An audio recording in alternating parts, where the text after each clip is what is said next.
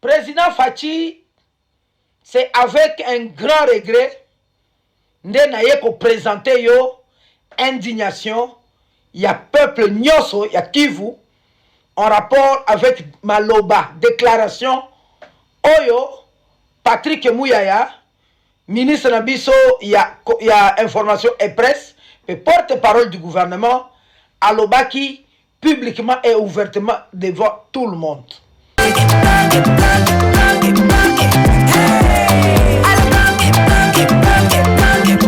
Oyoki elenge ya Congo, tapelema, tapelema, tapelema, tapelema, tapelema. Président Fachi, c'est avec un grand regret que présenter yo indignation, il y a peuple Nyoso, il y a Kivu, en rapport avec Maloba, déclaration, Oyo, Patrick Mouyaya, ministre Nabiso, il y a information et presse, et porte-parole du gouvernement, Alobaki, publiquement et ouvertement devant tout le monde. Façon à minimiser les provinces occupées par les rebelles et la Kisibiso complicité naye directement na batu bazali kuna. Parce que modèle à lobby que les provinces occupées ezali insignifiant peu minime peu eloko mokote vis-à-vis na parti o na ezali nos occupés pour nous akamati biso neti toza ntina te souffrance na biso ezoloba eloko mokote entité na biso occupée pour na ye ezali pamba et ça on ne peut pas laisser passer eloko ndengwana ezali koya ko poignarder les ressortissants du Kivu Nassima Mukongo. Bonjour, bonsoir peuple congolais. Ça dépend de l'air, beaucoup de vidéo nabiso. Il y a le 28 novembre 2025. Patrick Mouyaya, excellence. En tout cas, kakanengo mona kibiso pamba. Batu est Kivu, nord Kivu na sud Kivu na Maniema, biso peto monio pamba. Et là comment teza. Comment se fait-il qu'un porte-parole du gouvernement, une bouche autorisée du gouvernement, peut tenir de tels langages à la presse et si combien de personnes ont blessé à partir de Malobao et Bimaki na Monoko na yo? Biso batu est tolobi boye aussi aux eu ma réponse. Il y a un professeur, un éminent professeur du Kivu. Au Kozouapé ma réponse. Il y a toutes les femmes qui vont marcher. Au Kozouapé ma réponse. Il y a peuple zali collé la main misou pour une agression. Oh et bungi seli bango bande kola bango. Au Kozouapé réponse même à chege na kulu na nyoso akivu. Au Kozouapé sakana biso boete yo yebi biso biente. Donc les deux provinces occupées par les rebelles et ça insignifiant. Atasoki Ekei, Atasoki Kagame Azui, le même jour. Oyo sa déclaration, c'était le même jour que Kagame Zolobake il a récupéré la province Nabiso. C'est le même jour. Corneille Nangape, Azek Olobake a déclaré qu'il est commis République fédérale du Congo. Donc il y a eu 3 déclarations. Oyo Kolobelo Komoko, mais malheureusement pour nous, Moko, yo porte-parole du gouvernement, Monsieur Patrick Mouyaya, Nami Bale, Kagame, rebelle, na Corneille Nanga. Cela veut dire que vous êtes en connivence. Biso, ba ressortissant Kivu. Message na biso lobby, président Fachi, akotanga ngo ba memo na biso. Mais au moins pour vous flasher, nous demandons la démission immédiate de Patrick Mouyaya. Patrick Mouyaya, tu ne peux plus continuer à représenter les deux provinces en guerre. Ataba semblant à autre salle que tu vas aller t'installer. Tu vas t'installer où? Est-ce qu'on a besoin de vous? Tu dois commencer par présenter pardon dans Maloba no lobby. Parce que ceux qui ont présenté officiellement le pardon, Patrick Mouyaya, nous ne serons plus jamais d'accord avec vous. Okoki ko humilier biso bongote. Donc, Batunios, Bakoufi, plus de 10 millions de morts, et Zokoufana, ça ne te dit absolument rien. Si tu dis que nous ne représentons rien, Yo lingo la sabisoni. Non, non, non, non. Je ne veux pas te donner tous les éléments. En attendant que les notables qui vous tiennent, en attendant que les chefs coutumiers, les intellectuels, toutes les catégories confondues, et réfléchir pour nayo, ngana ye na nukuye bisayo, olamusi biso na pongi. On comprend maintenant pourquoi Bobenga biso ba Rwandais, quand un porte-parole du gouvernement peut se permettre sans que le chef lui donne cette autorisation, Yakolobake, les provinces de l'Est sont minimes, minimes. Un corps, Atalinzaka ou Salipas, et Longwe, c'est tout le corps qui souffre. Comment la province mi balé botikal na 24, mi balé on est minime. Au moment Kagame zolo wakele, nord qui vous n'a qui vous allez à faire nae. Donc yo zali muto Kagame kanisa teke stosto bosani ba photo kangana Kagame zo seka minuti yao. Et surtout que tu as vu que Salim ou Macron, tu as vu que manigance Macron a sala kanama kamuna bisowe. Donc Patrick Mouya ya rendez-vous na biso lobby. Tu dois partir de la même façon tu nous as écarté du carte géographique de la République démocratique du Congo. Patrick, tu partiras aussi. Awa déjà biso makile zo tangana est. Tu effacé combo na yo na liste ba o bakozala nommer, bakozala compter parmi les ministres. Tu dois présenter le pardon officiellement aux ressortissants du Kivu et nous demandons vraiment, nous demanderons votre démission, degré de force.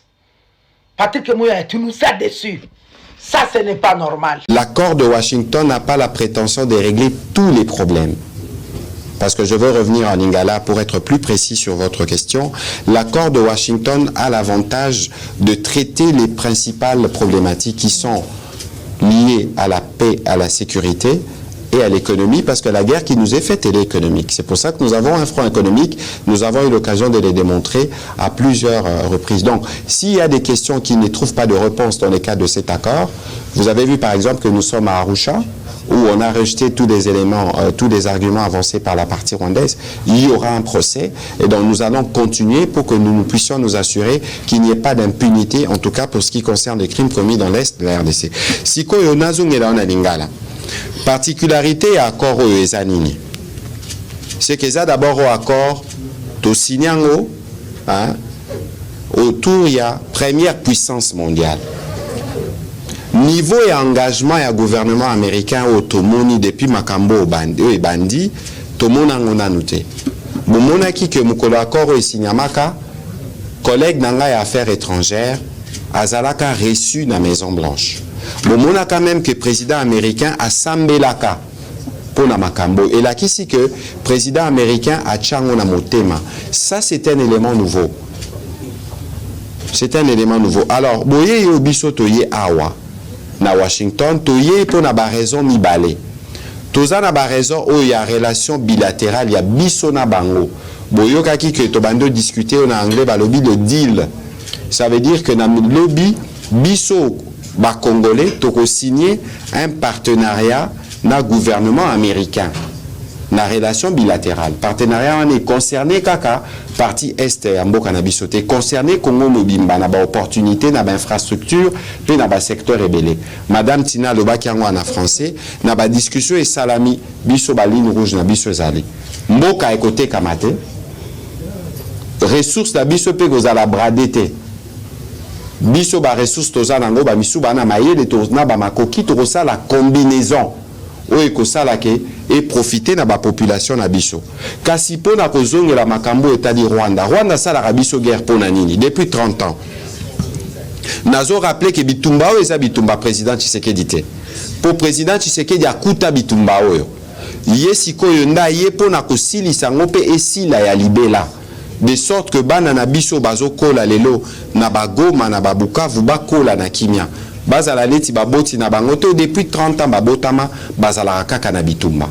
Mais nzela wana eza nzela moko ya facilité yango awa na Washington ba américain na biso na ba rwandais bafandaki ba lobby problématique nini soki bango problématique na bango ezalaka koboma ko profiter na ba circuit illicite pour bazwa ba makoki ya Congo. Est-ce que moyen ezali tozongisa nanu kimi il faut koyeba ke na accord oyo avant to koma na masolo ya économie baroyana nukosala audit batala circuit nini baibaka minéraux nini baibaka bakati yango. Ça veut dire que modèle économique au ya Rwanda lelo et aux ala lisusu te yango bozomona président na bango aza ne sengote depuis makambo ebandi yango bozomona ba action bozomona na terrain actuellement volonté na eza ko saboter o ezo salama awa kasi président Tshisekedi aye awa po na ye photo koma nango na suka tosila nana makambo abitumba po président lobaka que biso ba congolais toza na ba problème na peuple rwandais te toza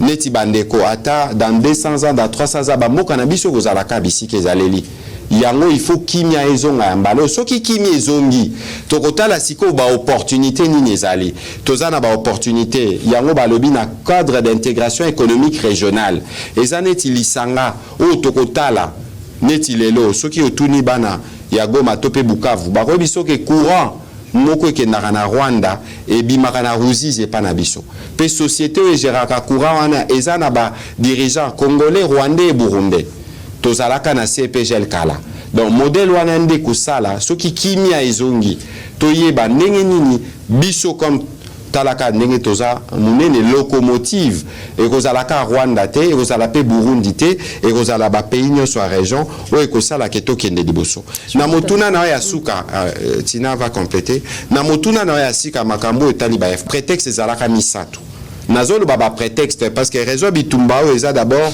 économique ba Rwandais balingi basimba kitao ya biso nde ba mesana na bango moyibi na makambo etali biso oyo etali mboka na biso makambo ba FDLR depuis makambo ebandati lelo tosala ba opération au moins 6 fois misusu tosala ngo biso moko bo kanisa ba opération Pomme Orange misusu tosala ngo na ba Rwandais kasi prétexte wana esila akate balobaki FDLR balobaki biso to abandonna ba réfugiés congolais balobaki congolais discours de haine bino boza ba pandisango est-ce que biso na Congo tozalaka na discours de haine ya ko stigmatiser bandeko na biso ba nyamulenge tope batuti biso moko nga moko molobeli ya mboka tope président de la République tope madame Tina Salama officiel mon côté atenaka ba discours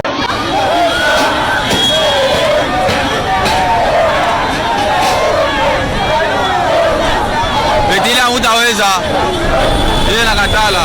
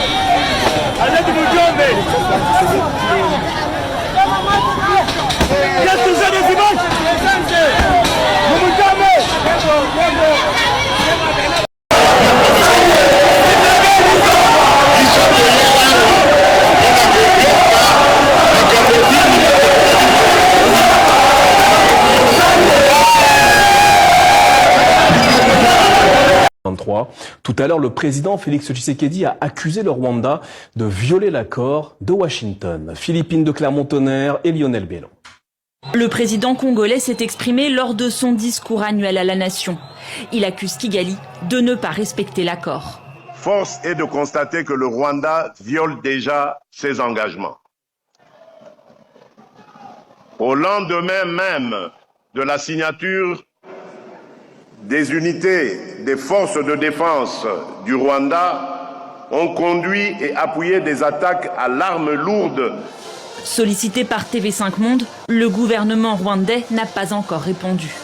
L'accord, signé jeudi entre la RDC et le Rwanda, offre un accès en minerais stratégiques à Washington. Mais Félix Tshisekedi se défend d'avoir conclu un mauvais deal. Permettez-moi d'être parfaitement clair. Ces accords ne consacrent aucune forme de partage de notre souveraineté. Une souveraineté qui semble bien lointaine. Les troupes du M23, soutenues par le Rwanda, avancent rapidement dans le sud Kivu. Des files de civils en fuite précèdent leur arrivée. Beaucoup avaient trouvé refuge à Sangay samedi. Mais ce lundi, des sources militaires font état de bombardements autour de cette ville, située à 30 km d'Ouvira. Ouvira, dernière grande agglomération de la région, encore sous contrôle de Kinshasa, que vise le groupe armé. La peur s'est emparée de cette cité, réputée pour l'effervescence de ses marchés. Nous entendons dire que l'AFC avance, mais nous ne savons pas exactement ce qu'il se passe. S'ils avancent... J'ai hérité d'un pays qui était exsangue, un pays qui, je ne vous le cache pas, vous le savez, qui était dans des situations plus que désespérées. Mais aujourd'hui, je peux vous dire avec fierté, en relevant vraiment la tête, en vous regardant dans les yeux, que le Congo est en train de regagner sa dignité et son respect international.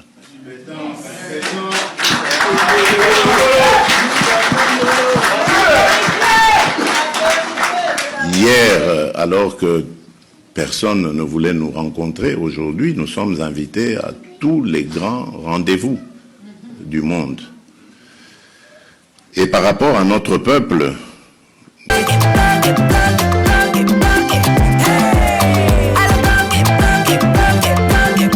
Oyoki elenge ya Congo, tapez les mains, tapez les mains.